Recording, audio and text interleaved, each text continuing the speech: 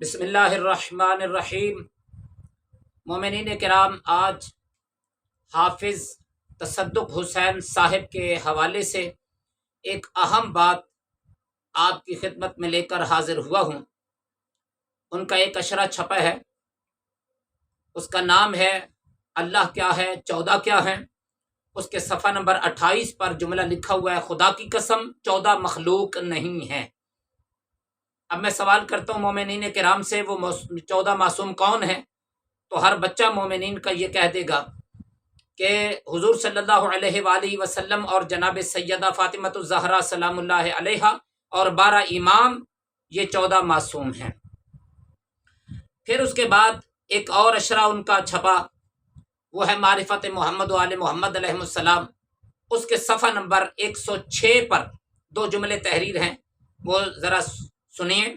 وہ جملہ لکھا ہوا ہے، امامت صفت مخلوق ہے۔ آگے جملہ لکھا، نبوت صفت مخلوق ہے۔ مومنین کرام، امامت کی صفت جس میں ہو وہ کون ہوگا؟ امام ہوگا۔ امامت کی صفت جس میں ہو وہ امام ہوگا، اور جس میں نبوت کی صفت ہو وہ نبی ہوگا۔ اور حافظ صاحب کہہ رہے ہیں کہ امامت صفت مخلوق ہے، گویا حافظ صاحب کے نزدیک امام مخلوق ہے۔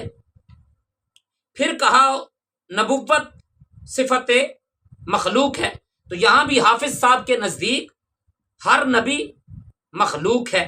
پہلے کیا کہا؟ خدا کی قسم 14 مخلوق نہیں ہے، گویا کہ وہاں پہ یہ کہنا چاہتے ہیں کہ خدا کی قسم حضرت محمد صلی اللہ علیہ وآلہ وسلم مخلوق نہیں ہے۔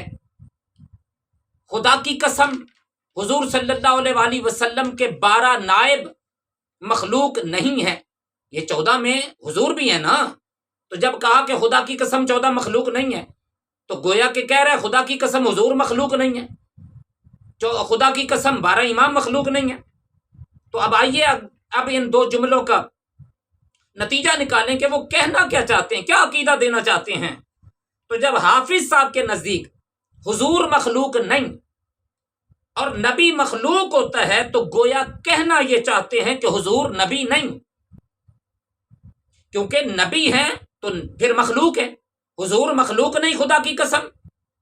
اور آگے کہہ رہے ہیں کہ نبی مخلوق ہوتا ہے، حضور مخلوق نہیں، نبی مخلوق ہوتا ہے، لہذا حضور نبی نہیں۔ 12 امام کے بارے میں بھی گویا کہ وہ کہہ رہے کہ 12 امام جو ہیں وہ مخلوق نہیں۔ تو اب میرا سوال یہ ہے مومنین کرام سے کہ مومنین کرام، جو یہ کہے کہ حضور نبی نہیں، جو یہ کہہ دے کہ 12 امام امام نہیں، کیا وہ شیعہ ہے؟ کیا وہ مومن ہے؟ کیا وہ موالی ہے؟ کیا وہ مولائی ہے؟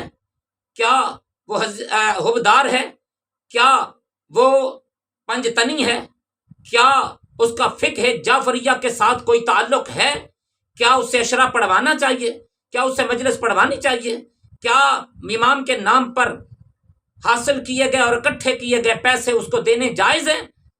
خدا را ایسے افراد سے اپنے آپ کو بھی بچائیے اور اپنی آئندہ نسلوں کو بھی بچائیے جو حضور کی نبوت کا انکار کر دے اور 12 اماموں کی امامت کا انکار کر دے۔ وما علینا الا البلاغ المبین۔